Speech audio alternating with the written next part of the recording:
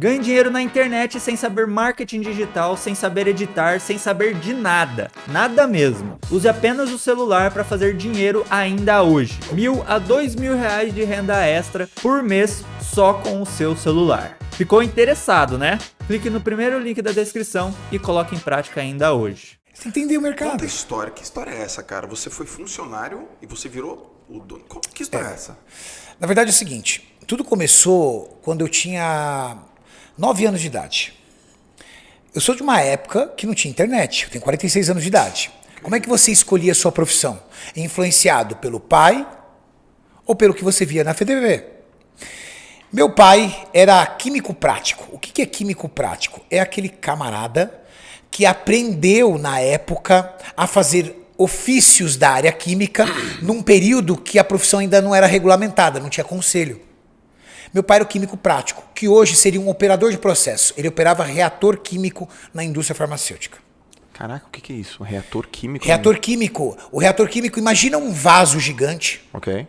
um cilindro gigante, com uma camisa externa onde corre vapor, onde você realiza transformações químicas ali dentro para produzir um medicamento. Teu pai é... Meu pai operava esses reatores. Ok. Sob comando de um farmacêutico responsável ou de um gerente de área, mas meu pai operava reatores. Meu pai foi o funcionário padrão que você consegue visualizar. Ele entrou como faxineiro na empresa e saiu como químico prático, operador de processos hoje na mesma empresa. Ele trabalhou 38 anos na mesma empresa, Joel. Entrou como faxineiro. Única empresa que ele trabalhou. Você sabe o que é mais louco? Ele entrou durante 38 anos na mesma portaria, porque a empresa nunca mudou de local. Você sabe o que é mais louco ainda? Ele deu bom dia durante 38 anos para o mesmo porteiro, porque o porteiro tinha 42 anos de empresa.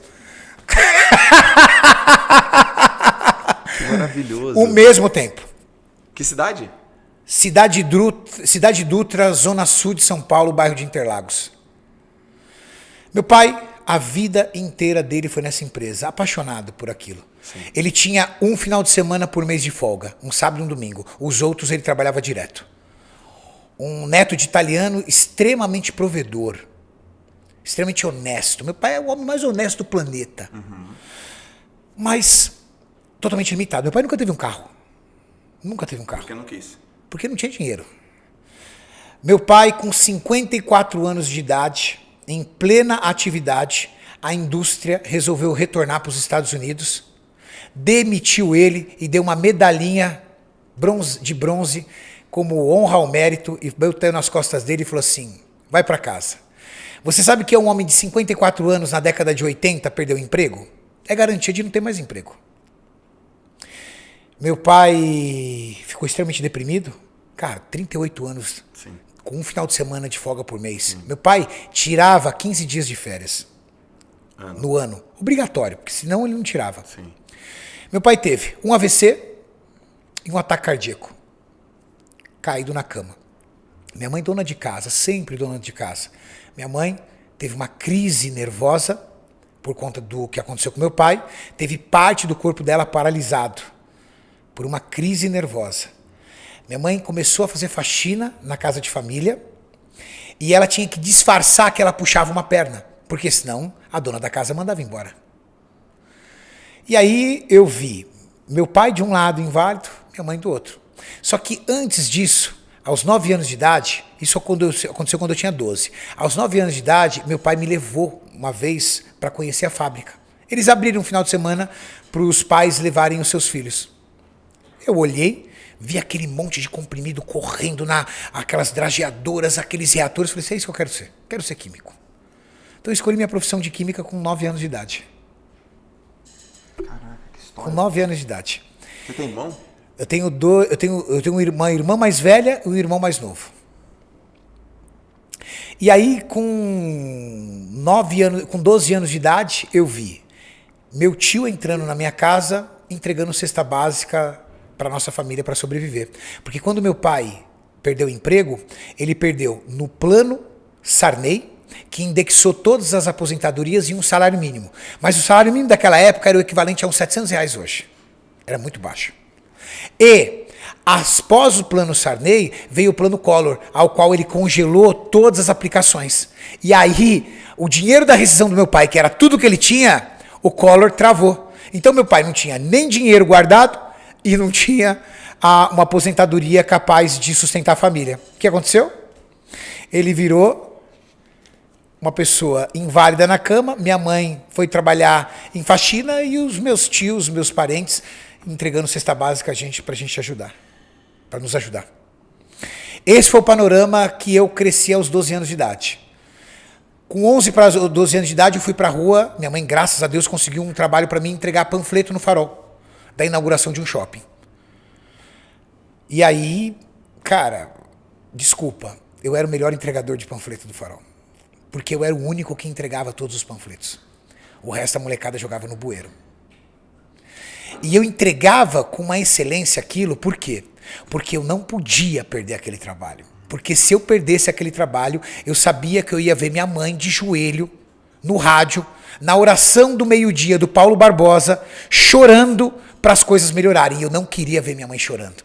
E dentro da mentalidade infantil que eu tinha, eu acreditava que aquele dinheiro seria capaz de ajudar a minha mãe ao ponto de ela não poder chorar mais. A coisa que mais torturava a mim e meu irmão em especial era ver a minha mãe chorando, debruçada naquele rádio. Eu nem sei se o Paulo Barbosa ainda é vivo, mas, rapaz, eu tinha um pânico quando chegava próximo ao meio-dia. Porque eu sabia que eu ia ver minha mãe dobrada de joelho, chorando, pedindo para as coisas melhorarem. Eu era o melhor entregador de panfleto. Rapidamente, eu deixei de ser entregador de panfleto e consegui, aos 12 para 13 anos de idade, um emprego de office boy num escritório de contabilidade, arranjado, porque você não pode trabalhar nessa idade. A gente está falando da década de 90. 14 anos de idade eu tirei carteira de trabalho. Só que aos 14 anos de idade eu também consegui passar num curso técnico. Eu saí do primeiro grau e fui aprovado num curso técnico. Fui o melhor aluno no primeiro grau. Minha mãe deve ter ainda o troféuzinho dela. Minha mãe falecida esse ano, mas minha mãe deve ter guardado ainda na casa dela o troféuzinho que eu tinha de melhor aluno do primeiro grau. Isso me rendeu passar num curso técnico em Química. Com 14 anos eu entrei no curso técnico em Química. Com os mesmos 14 anos de idade, eu fui para a rua. Eu varri o centro da cidade, nas agências de emprego, tentando uma vaga para estagiário em Química, em técnica em Química, mas eu tinha acabado de começar o curso. Não dava para fazer estágio ainda. Mas eu consegui uma vaga de auxiliar de laboratório. Lavar vidraria no laboratório. Lavando vidraria no laboratório, eu rendo aí meus créditos a um rapaz chamado Pedrinho, o chefe do laboratório. Esse cara foi um salvador da minha vida. Porque ele chegou e falou assim: garoto, você tem muita vontade. Eu vou ensinar você muitas coisas da área química. E o cara que lavava vidro começou a fazer análise dentro de bancada de laboratório. Ele me ensinou muita coisa. Muita. O que ele me ensinou me permitiu que aos 15 anos de idade eu entrasse numa multinacional cosmética. E ali eu fui desenvolvendo meu trabalho até os meus 18 para 19 anos de idade, quando nessa multinacional o meu diretor conseguiu emprego numa outra multinacional, que era um laboratório de controle de qualidade, e me levou junto. E aí eu fui para esse laboratório, assumi uma área, e eu tinha uma chefe que me odeia até hoje. Eu nunca mais a vi, mas eu acho que ela me odeia até hoje. Por quê? Porque eu comecei a trabalhar juntamente com ela e eu tomei conta do setor dela, todo. Tudo que tinha ali de aprendizado e de parte técnica, eu fui puxando. E o que aconteceu para ela? Ela entrou numa zona de conforto. E aí ela empurrou tudo para mim, eu entregava tudo, só assinava. Ela só assinava, só assinava, só assinava, só assinava. E aí? E aí um dia ela saiu de férias. E ali a turma... Quando ela saiu de férias, aí o meu diretor percebeu que os 30 dias de férias ela não fez falta nenhuma. Quantos anos você tinha? 19. E ela? Uns 35, 36. Aí... Quantas vezes mais ela ganhava que você? Ah, cara, eu devia ganhar, vamos falar em números de hoje, eu devia ganhar uns R$2.500, R$3.000, ela ganhava uns 10. Aí, eu dei conta dos 30 dias, E aí, quando ela retornou, voltou pro posto dela, continuou trabalhando. E aí ela continuou executando as atividades dela. E aí eu subi no meu chefe. E falei pro meu chefe, olha, preciso ir embora. Ele falou, por quê? Eu falei, sim, porque sou eu que faço tudo aqui. Só que eu não tenho reconhecimento. Aí ele falou assim, não vai embora. Tenha paciência. Só falou isso pra mim. Passado mais ou menos uns 3 meses, ele demitiu ela e me colocou no lugar. E aí eu entrei para a história dessa multinacional como líder de área, porque aí me tornei o responsável técnico, o líder de área mais jovem da história dessa empresa. E aí ele pediu para mim a única exigência, coloca um cavanhaque no rosto, senão as pessoas não vão te respeitar. Você é muito moleque. E eu coordenava biólogos, engenheiros, químicos, biomédicos, sem ainda ter formação universitária. Mas eu entendia muito já da área química. Muito para pouca idade. Continuei desenvolvendo, continuei fazendo meu trabalho, continuei estudando. E assumi várias áreas de lá. Os anos foram se passando e eu fui desenvolvendo dentro da empresa e assumi o cargo de químico responsável da empresa inteira. Fiquei abaixo somente do meu diretor. Meu diretor era militar, ex-militar. Severo, Joel. Bravo. Muito severo. Um dia surgiu um belo de um curso para ser feito no Rio de Janeiro. Eu sempre falo isso nos podcasts, porque é um divisor de águas na minha vida. Ali a minha vida mudou, Joel. Graças a esse curso. Surgiu um curso e eu era o primeiro a chegar e o último a sair da empresa. E era o cara que dominava todos os processos. O que todo mundo na empresa concluiu? Quem ia fazer o curso? Eu. Até eu acreditava que eu ia fazer. Eis que o meu diretor selecionou uma das minhas assistentes. Cara, aquilo apertou meu coração de um jeito que eu não aguentei e fui encarar o homem. O homem era bravo, mas eu fui encarar o homem. Um homem de poucas palavras, extremamente sério, mas acima de tudo muito grosso, duro. Com licença, queria falar um minutinho com o senhor. Ele abaixado, levantou, óculos aqui. Pois não. Prevendo provavelmente a minha pergunta. Sim. Eu gostaria de saber por que eu não fui selecionado para o curso, porque eu preciso entender aonde eu preciso melhorar. Ele olhou para mim e falou assim, não cabe a você decidir isso, cabe a mim. E abaixou e continuou. Eu abaixei a cabeça, fui me afastando, aí ele, na atitude dele, acreditando que estava me fazendo bem, ele quis me fazer o bem. Eu entendo isso hoje. Ele falou assim, pera aí, garoto. Eu não te chamei para o curso porque você é essencial nessa empresa. Eu não posso ficar sem você aqui durante uma semana. Ele achou que ele estava me fazendo bem, me dando esse feedback. Eu respondi para ele, então o senhor está me punindo por ser competente? Caraca, que perspicácia que você teve na hora, meu. O senhor está me punindo por ser competente? Uau. 2, 3 palavras de grosseria dele. Algo do tipo, eu que tomo as decisões, eu sei o que essa empresa precisa, eu preciso pensar na empresa e não em você. Eu desci, Joel, e eu chorei feito uma criança dentro do banheiro. Sabe por quê? Porque eu tinha um filho de 9 meses de idade. Eu tinha 22 anos de idade para 23 anos. Eu era um moleque, todo ferrado financeiramente, devendo tudo, parcelado tudo, devendo faculdade, sem carro para andar. E eu olhei e falei assim, eu tô ferrado aqui. Porque eu nunca vou ser ninguém aqui. Eu subi na sala, cheguei nele e falei assim, olha, o senhor procura outra pessoa pro meu lugar que eu tô indo embora. Você tem certeza, garoto, do que você tá fazendo? O senhor pode procurar outra pessoa que eu tô indo embora. Catei e fui embora. Cara, quando eu cheguei em casa, falei pra minha companheira na época, mãe do meu filho Guilherme, que eu fiz. Cara, ela gritava e chorava comigo. eu não acredito que você fez isso com a gente. E eu tentando desesperadamente explicar para ela, falou assim, olha, eu não consigo trabalhar mais lá nem um dia. Ela falou assim, eu não acredito. Foi uma das piores noites que eu passei na minha vida até hoje. E eu sei porque foi uma das piores, porque eu me lembro como se fosse hoje. Eu passei a noite em claro, com um misto de medo, de tudo o que ia acontecer, com tristeza, de como eu entreguei a minha vida tanto tempo naquela empresa e me senti depois um merda em cima disso. Eu chegava na empresa 15 para 7 da manhã, o turno começava às 8, terminava às 5, eu não saía de lá antes das 7. Nunca recebi R$1 de hora extra. Passado 2 dias, meu diretor me liga. Vem aqui.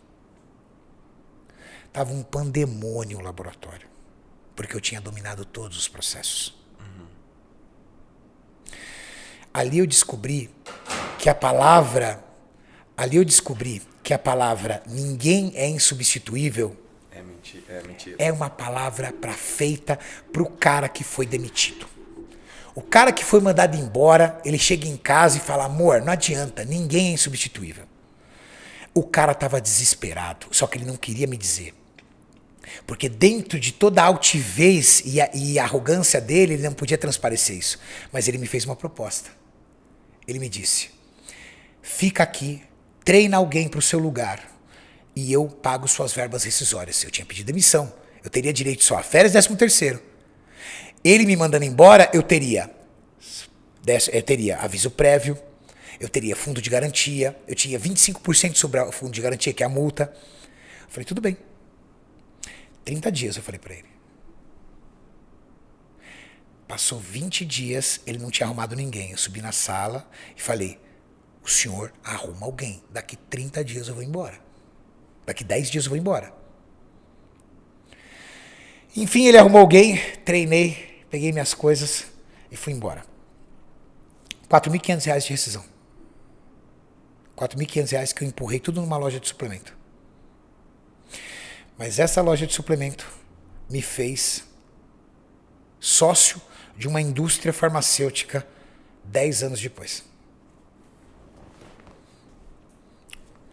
Se ele tivesse me escolhido para aquele curso, talvez eu não estivesse sentado aqui do seu lado.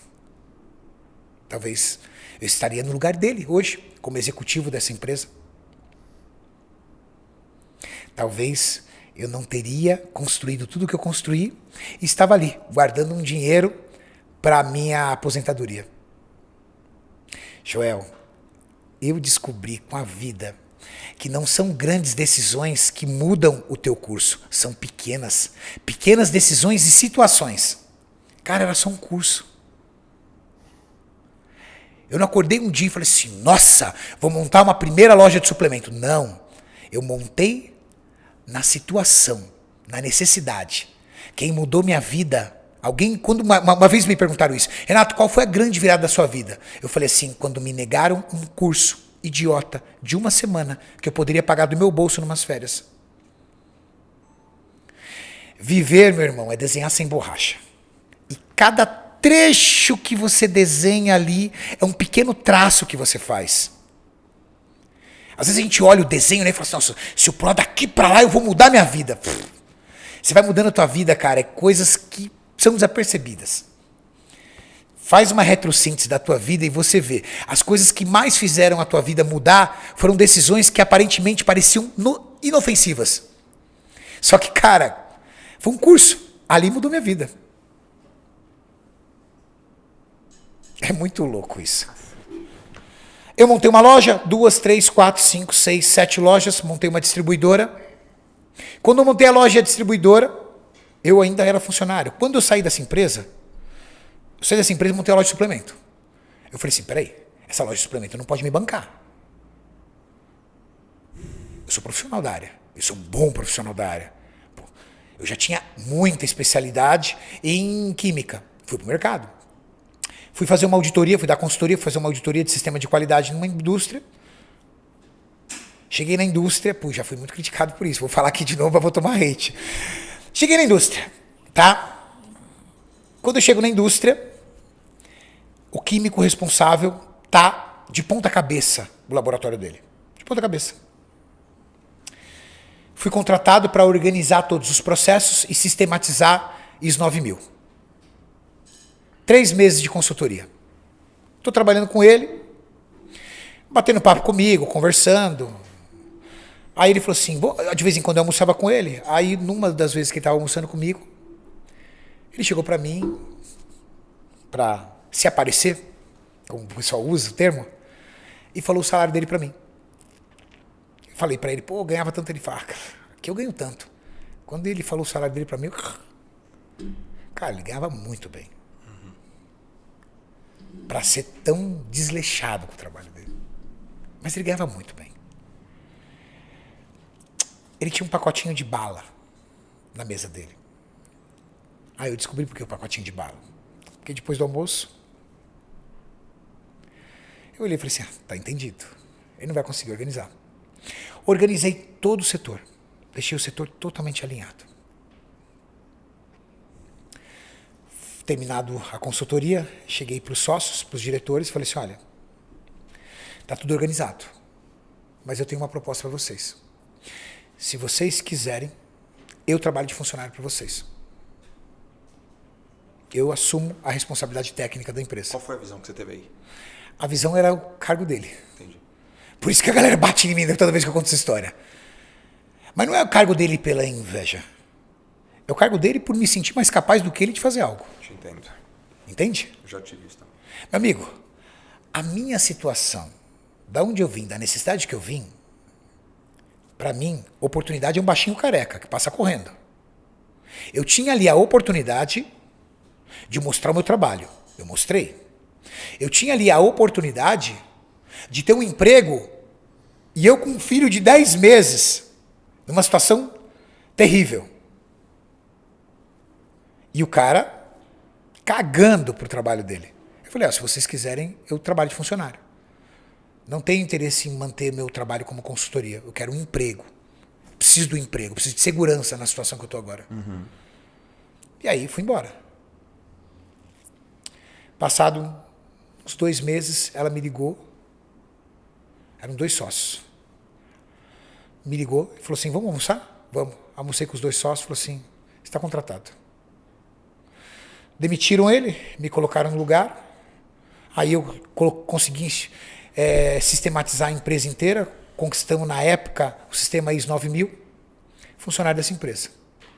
Com uma loja de suplemento. Falei, opa, aqui agora, com esse salário, com essa grana, com esse emprego, eu consigo manter minhas contas. E aí, dinheiro na loja de suplemento. Segunda loja de suplemento. Com dinheiro feito da primeira. Uhum. Terceira loja de suplemento. Com dinheiro feito das 2. Durante 5 anos das minhas lojas, eu praticamente não fiz retirada nenhuma. Só deixando o dinheiro lá. Eu fiquei viciado em estoque. Comprava só à vista. Fui girando. E aí foi muito interessante, porque com 22 anos de idade, eu estava nesse perrengue. Com 22 anos de idade, mais ou menos, para 23 anos eu estava nesse perrengue. E aí tive todo um processo de término com a mãe do meu filho, tudo tal. Não tinha onde morar. Fui morar de favor num porão de uma academia. Então eu cheguei num momento que eu estava ferrado, devendo, cheque sem fundo, caramba 4, com meus 20 e poucos anos. Com 27 eu já tinha feito meu primeiro milhão. Só que é 1 milhão com o dólar a 1,80. Não é esse milhão sem vergonha de agora. Sim. De dólar a 5,40. Sim. Com 30 anos de idade eu comprei 50% da fábrica. Que eu era funcionário. 50. Então, eu fiz em 7 anos, eu fiz uma jornada que talvez as pessoas demorariam a vida inteira. Chegou um momento que eu tinha 7 lojas de suplementos e uma distribuidora. O meu diretor não queria mais trabalhar. Negociou as ações dele com o grupo alemão. A minha diretora interviu e não permitiu. Porque ela tinha uma cláusula no contrato social que ela tinha que concordar quem era o novo sócio. Ok. E ela jogou as bases para fazer ele negociar comigo. Mas ele não acreditava que eu tinha esse dinheiro. Eu era funcionário dele. E você tava lá só acumulando. E aí muitas pessoas me perguntam, Renato, por que você continuava como funcionário da indústria? Boa pergunta. Por quê? Eu juro pra você, eu não sabia te explicar. Às vezes eu falava, por exemplo, na época, pra minha namorada na época, eu falava assim, cara, eu não sei por quê, mas eu não consigo deixar. Eu administrava, chegou um momento na indústria que eu trabalhava meio período só. Trabalhava das 7h30 até o meio-dia, meio período. E eles aceitaram essa condição para que eu pudesse me dedicar às minhas outras áreas, mas eu não conseguia me desligar. Um motivo que pesava muito era a minha sócia. Nós éramos muito amigos. Okay. E eu tinha uma gratidão por ela que era uma coisa assustadora. Porque no momento que eu estava mais ferrado na minha vida, ela tirou o químico dela, que estava lá há quase 10 anos, e me colocou no lugar e acreditou em mim. Então eu tinha uma dívida de gratidão. E eu presenciava a guerra entre os sócios. Eles viviam em guerra. E eu era o aliado dela. Então muito por ela, por gratidão a ela. Pois bem, sentei, negociei com o homem e tinha o dinheiro. Sabe o que é interessante, Joel? A história dele é muito legal. Ele dizia, já há aproximadamente uns 5 anos, que quando ele fizesse 60 ele ia morrer. Que ele ia se aposentar. 60 anos de idade eu não trabalho mais. Ele vendeu para mim a empresa com 59. Ele fazia um calendário, todo dia ele fazia um X de aposentadoria. Ele vendeu a empresa para mim, ele tinha 59 anos de idade. 59.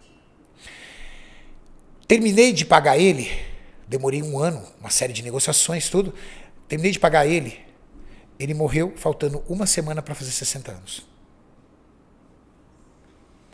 Faltava 1 semana para o meu ex-diretor fazer 60 anos e ele morreu. E ele profetizava, com 60 anos eu não trabalho mais. Esquisito, né?